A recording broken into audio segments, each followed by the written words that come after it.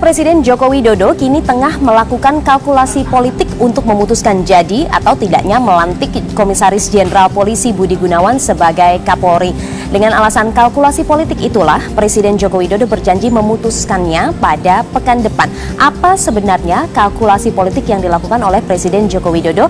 Saya akan membahasnya dengan 3 orang narasumber. Saya perkenalkan dulu narasumber yang sudah hadir di studio Metro TV Bincang Pagi bersama saya di sini. Selamat pagi Bapak-bapak. Pagi. Saya perkenalkan terlebih dahulu anggota tim 9 Komjen Pol Purnawirawan Ugroseno. Terima kasih Pak Ugro sudah hadir di sini. Dan juga ada Pak Neta Espane, Ketua Presidium Indonesia Police Watch. Terima kasih, selamat pagi. Dan juga sudah bergabung dari Bandung pengamat komunikasi politik Pak Karim Suryadi. Selamat pagi Pak Karim.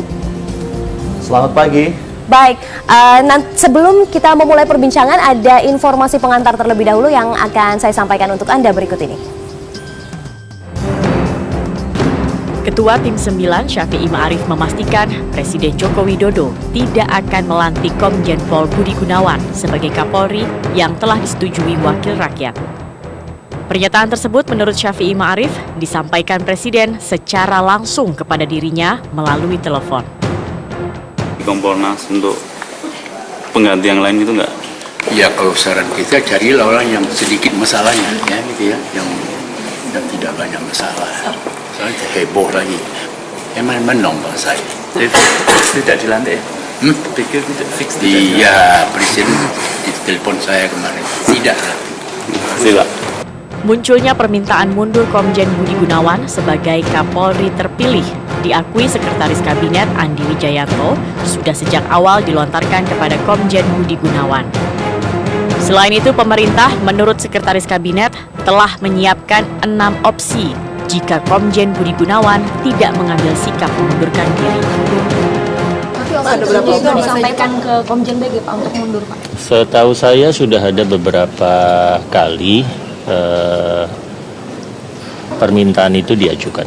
Opsi itu sudah ada sejak Pak BG ditetapkan sebagai tersangka oleh KPK. Sementara itu, meski muncul usulan pengunduran diri Komjen Budi Gunawan sebagai Kapolri yang dilontarkan Menteri Sekretaris Negara Pratikno yang ditegaskan oleh Sekretaris Kabinet Andi Wijayanto, pelaksana tugas Kapolri Komjen Pol Badrodin Haiti mengatakan Komjen Pol Budi Gunawan belum bersedia untuk mengundurkan diri. Budi Gunawan menurut Badrodin masih akan menunggu proses hukum yang kini masih berlangsung. Kemarin kan Pak Menseknek sudah mengimbau untuk mengundurkan diri, tetapi setelah kita komunikasikan Pak Budi Gunawan masih akan menunggu proses pra-peradilannya. Nah, mudah-mudahan setelah ada proses pra-peradilan nanti selesai, dia sudah bisa menentukan sikapnya untuk mundur atau tidak.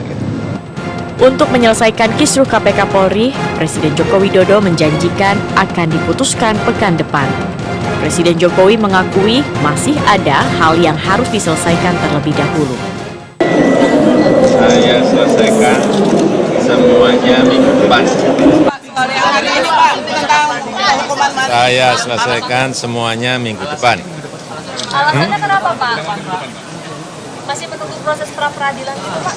Ada yang harus diselesaikan dulu, yang harus dirampungkan, biar semuanya.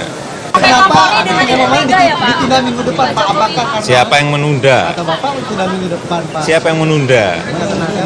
Nah, menunda. Minggu depan saya selesaikan semuanya. Ini hanya apanya? Ada beberapa yang harus saya selesaikan dulu. Harus ada yang saya selesaikan dulu sehingga dua-duanya semuanya harus beriringan. Ya. Untuk memutus polemik Kapolri, Presiden Jokowi telah meminta masukan dari berbagai pihak. Tim Liputan, Metro TV. Baik, langsung saja saya bahas sebelum ke bapak-bapak yang sudah hadir di sini. Saya ingin ke Pak Karim terlebih dahulu. Pak Karim, jika Anda melihat sejumlah tanggapan dari Presiden Joko Widodo, apa yang Anda analisa berupaya untuk dimainkan atau diperankan oleh Presiden Joko Widodo mengenai pelantikan Kapolri terpilih ini? Ya, fenomena ini menarik ya dari sisi komunikasi politik karena rangkaian pertemuan dengan berbagai tokoh yang tidak lain adalah pemimpin opini leader itu menegaskan bahwa Jokowi ingin merangkum semua persoalan itu dan mendengar semuanya, selain untuk menjustifikasi keputusan apapun yang akan diambil. Tetapi ini adalah fakta bahwa ia buat keputusan itu ada di tangan sendiri. Itu yang pertama. Yang kedua, dalam kontestasi kekuatan politik yang dalam 100 hari ini belum stabil betul, ia tunjukkan kehadiran Presiden Jokowi sebagai the real politicians yang membuat semua orang menunggu keputusan ini.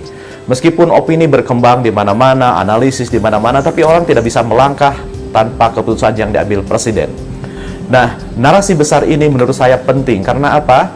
Karena ini melatih kita semua, meskipun bahwa ini hal mendesak, tetapi demokrasi mengajarkan kita untuk hati-hati. Dan memang dalam beberapa sisi demokrasi itu rumit. Dan Presiden mengajarkan ini. Jadi menurut saya, persoalan ini bukan hanya ada blessing in disguise, ada berkah di balik polemik misalnya di Dewan antara KIH dan KMP, dan sekarang bersatu di dalam isu ini, dan ini menjadi titik anjak masuk dalam pembahasan ada tema-tema yang besar ke depan gitu ya. Tapi di sisi lain juga mengajarkan kepada masyarakat bahwa hasil saja tidak selalu lebih penting tanpa memperhatikan proses. Jadi persoalannya bukan lantik atau tidak lantik saja, tetapi bagaimana jalan menuju pelantikan itu yang bulat, yang mempertimbangkan berbagai sisi, itu yang sedang diperlihatkan. Jadi Jokowi ingin memperlihatkan inilah narasi besar yang harus dibaca berbeda ketika setiap orang membaca kepemimpinan nasional sebelumnya. Ini menurut saya pelajaran terpenting dari kisruh ini. Ya, namun demikian, jangan lupa momentum, jangan terlalu lama juga ini digocek begitu ya. Kalau janjikan minggu depan memang harus keluar, apapun keputusannya. Pak Karim, Anda melihat dengan berbagai tanggapan dari Presiden Joko Widodo, iya minggu depan begitu ya, ada banyak hal yang harus diselesaikan. Ini timingnya terlalu berlama-lama atau masih proporsional menurut Anda?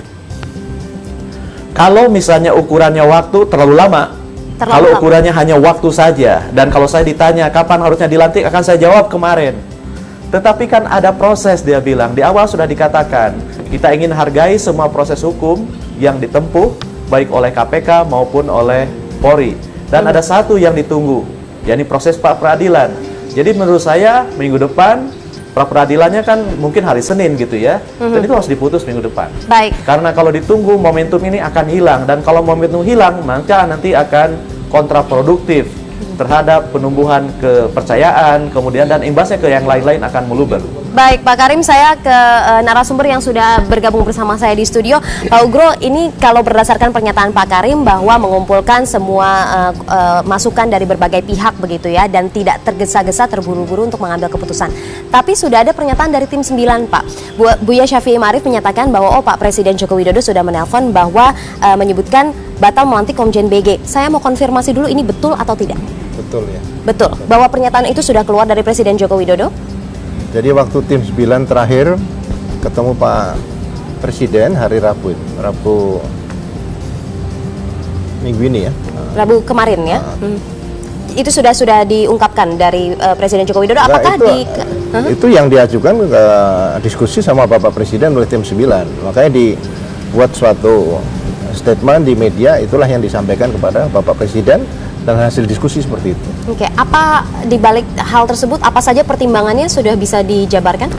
Ya, yang dilihat kan jangan sampai yang seperti dikatakan oleh Buya Syafi'i Ma'arif tadi, dicarikan lagi yang mungkin ya setiap manusia pasti ada masalah, tapi yang sedikit masalahnya lah gitu, kira-kira gitu.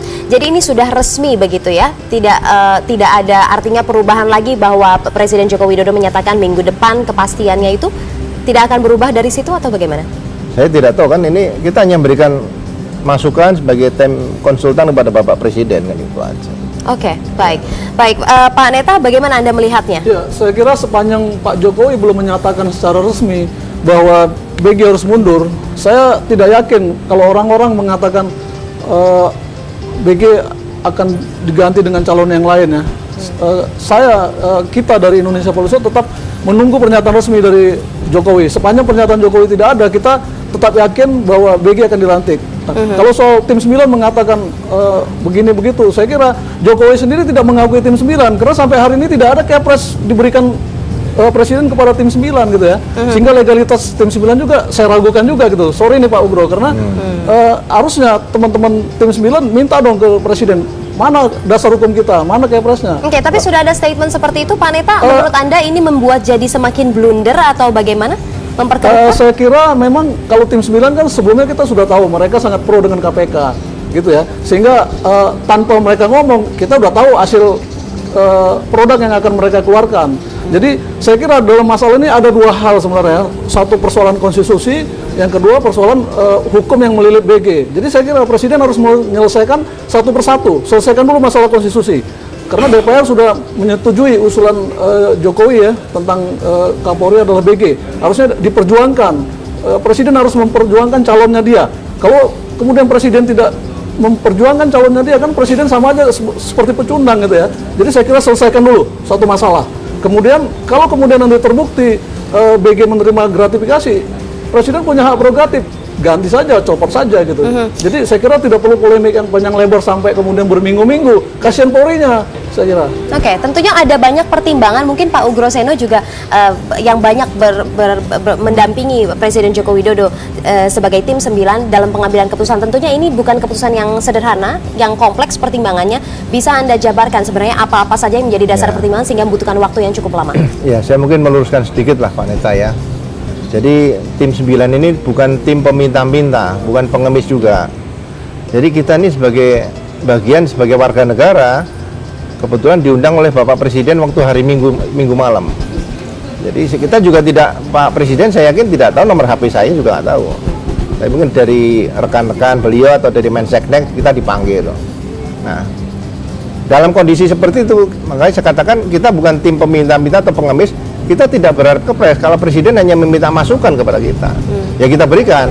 Entah nanti dipakai atau tidak, itu urusan beliau. Jadi apakah yang dipakai itu masukan dari kita atau masukan dari mungkin Dewan Tim Pres, itu kan hak prerogatif Presiden. Jadi sekali lagi saya tegaskan bahwa apa yang kita berikan itu yang terbaik untuk bangsa dan negara, yang kita bicarakan bersama. Jadi seperti memihak KPK, bagi saya nggak ada memihak KPK. KPK juga saya tegur kalau nggak benar.